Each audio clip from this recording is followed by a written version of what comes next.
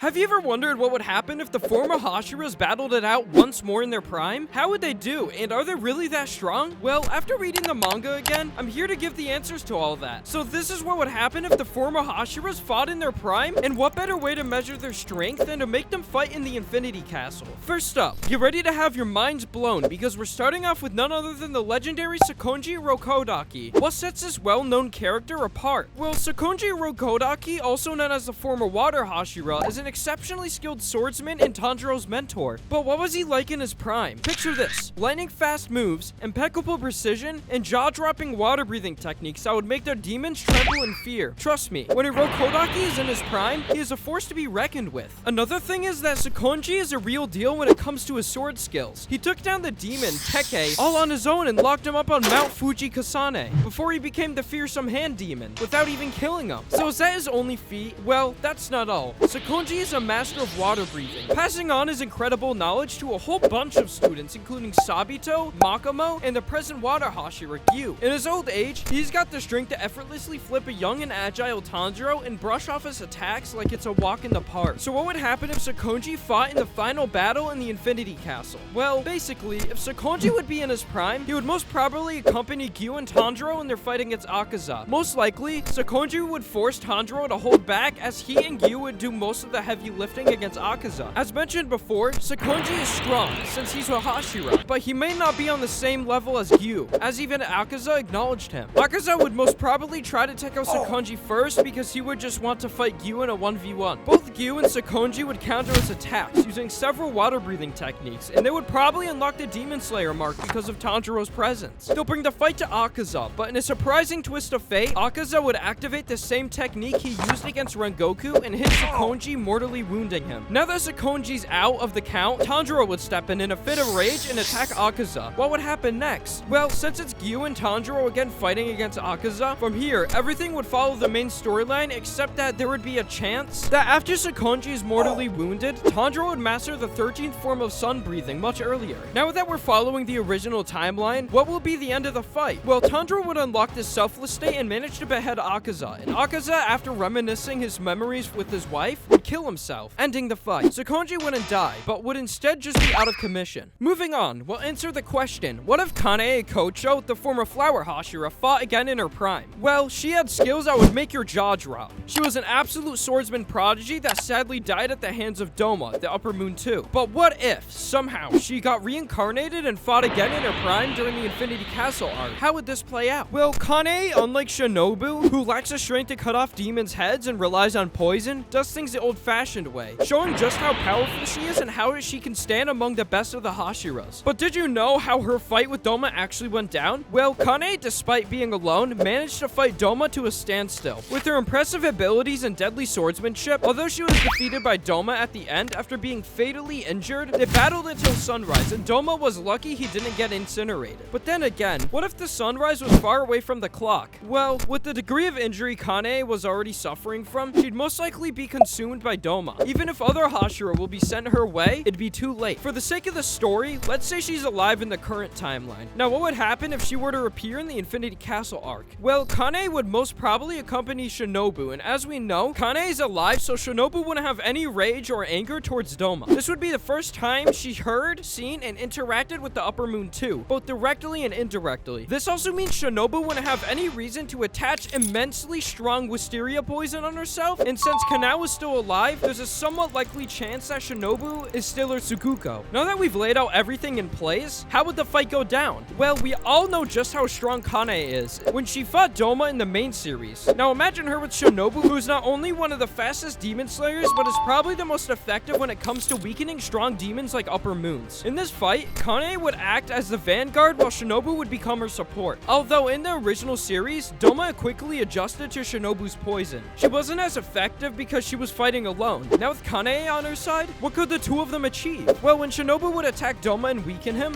Kanae would instantly use those opportunities to deal some serious damage. Even if Doma were to assimilate and adjust to Shinobu's poison, Kanae is on a level where she can throw enough attacks where Doma would be forced to mostly defend. But would this be enough to defeat him? Well, just like in the main series, Kanae would arrive and she'll help in the fight. In this timeline, she wouldn't be forced to use her Vermilion Eye. If that isn't enough, Inosuke will also come by as the fight drags on. If it comes to this point, Kanae and Shinobu would be almost out of stamina, but with Inosuke and Kanae helping them, eventually they'd be able to defeat Doma. Although Kanae, Shinobu, and maybe even Inosuke would be severely injured. And if you don't want to die like Doma, then make sure to smash that subscribe button. Now let's give the spotlight to Shinjiro Rengoku, our favorite Flame Hashira's dad. The Rengoku clan has a long record of being a Hashira. Such power was passed down as if it was an heirloom, that it was even recorded in a book. The generational Flame Pillar record, that Shinjiro himself has torn because of his inferiority complex against the sun breathing. And did you know that his inferiority complex cost him more than a torn book? Well, his complex was one of the reasons he voluntarily quit the Demon Slayer Corps, and why he was so stern and strict towards his sons, especially Senjiro, since he's been known as someone weaker than his brother, Rengoku. But what if he were to fight again in his prime? Well, when he was still a Hashira, he was regarded as one of the strongest pillars, an unstoppable force of nature, combining mind-blowing strength and lightning-fast speed. And did you know that Shinjiro and Obanai have already met before? Shinjiro was actually the Flame Hashira who saved Obanai from the Serpent Demon when he was trying to escape from his demise. The undeniable strength that he obtained through a series of rigorous training allowed him to slash the Serpent Demon into pieces with so much ease. But what if Shinjiro was still a Hashira and was in his prime? How would he contribute to fighting the demons in the Infinity Castle? Well, we would have to ask the question of why he's even there in the first place. Basically, let's say for the sake of the story, Shinjiro was still in his prime, and because of Kyojiro's death and his guilt, Shinjiro decides to help the Demon Slayers in a more active role instead of being a guard like in the original timeline. If this happens, what would he do and who would he fight? Well, it'll make sense that he'll be alongside Tanjiro, since Tanjiro would probably be the one who will make him realize his mistakes. Shinjiro along with Gyu and Tanjiro would fight Akaza. When Shinjiro sees that this was a demon that killed his son, he'll basically unleash all his rage and anger towards him. Shinjiro was a menace, where he even tortured the former Lower Moon too, so think about what he'll do to Akaza. Akaza would be reminded of Kyojiro when fighting Shinjiro, and he'll eventually be hyped up as well. But unlike a rokodaki trying to protect Tanjiro, Shinjiro, Tanjiro, and Gyu would attack all together. This would be even more effective compared to when a rokodaki was with Tanjiro and Gyu. While Shinjiro and Gyu unlocked their Demon Slayer marks, Tanjiro, maybe even with Shinjiro's guidance, would easily unlock the essence of the sun breathing technique. Akaza would be amazed at the fight he's experiencing. Gyu and Shinjiro would try to use a pincer attack against Akaza, but he would counter both of them, wounding them. This turn of events would push Tanjiro to the edge and force him to unlock the 13th form of sun breathing. Akaza would kill himself, giving the Demon Slayers a win alongside Tanjiro and Shinjiro's vengeance. Next up, we have Zenitsu's legendary mentor, Jigaro Kuwajima. This electrifying warrior is a force to be reckoned with, mastering the thunder breathing techniques like a true lightning conductor. But have you noticed that he actually just had one leg? Well, just when he was still a Hashira at 35 years old, he lost his right leg in a battle, which is also the reason why he retired. If Jigaro Kuwajima were to fight again in his prime, all I know is that we should prepare for an electrifying showdown. With thunderous might, he would showcase unmatched skill and power as a swordsman. His lightning-fast strikes and thunder-infused techniques would awe and intimidate opponents. See where Zenitsu got his awesomeness? It's from this passionate old man who loved his students more than life. Since Jigaro was a man of strength, integrity, and compassion, what do you think he would do if one of his students turned into a demon, and much less an upper moon? Well, Jigaro ended up committing seppuku after finding out that his former student Kaigaku became a demon, an upper rank Sinks or the replacement of Daki and Gyutaro at that. He even suffered a slow death because no one was there to behead him when he was bleeding so much. He technically brought death to himself, but what if his leg magically healed? He was back in his prime and still alive, and he joined the Demon Slayers in the fight in the Infinity Castle? Well, if this were to happen, he would probably be with Zenitsu, his student, as they hunt down Kaigaku. If he continued to live as Kaigaku became a demon, Jigaro would be determined to face his former student and would be the one to end things once and for all. Another thing to note is that Zenitsu wouldn't get that crazy determination he had when he fought Kaigaku in the original series, because he had no reason to. He might be angry at Kaigaku for disgracing Jigaro, but not to the extent where he'll create a new form of thunder breathing. So how will the fight go down? Well, as Jigaro and Zenitsu meet Kaigaku, they'll have their obligatory dialogues with Kaigaku saying that Jigaro always had favorites and similar things like that. Jigaro would ready his stance and Kaigaku would throw at him his newly formed blood demon art, which has assimilated with his breathing technique. Kaigaku, even after becoming a demon, demon was not as strong compared to the other upper moons. For a normal upper moon, it would take around 2 to 3 Hashiras to take down, but Jigaro would probably be able to fight an even match against Kaigaku. This means that Zenitsu would be the deciding factor. Jigaro and Kaigaku would clash head-on, using their respective techniques. Both of them would receive some damage, but since Kaigaku can heal himself, Jigaro was at a disadvantage. So how would they win? Well, this is where Zenitsu comes in. Zenitsu wouldn't be his crybaby self, but would be awake and angry at Kaigaku because of what he's doing. Using his mastery of the first form, Zenitsu would use the openings presented by Jigaro to land a fatal attack towards Kaigaku, but this isn't enough to take him down. So what can Jigaro do? Well, in one last ditch tactic, Jigaro allows himself to be stabbed by Kaigaku, and in return, he holds down Kaigaku so Zenitsu can land an attack that would end it all. Seeing this, Zenitsu would use his first form, Godspeed, and decapitate Kaigaku. This ends their fight with both Kaigaku and Jigaro dead, leaving Zenitsu all alone where both his master and fellow student are now gone. Also, before you go, check out our next video, every Taisho secrets from Demon Slayer explained.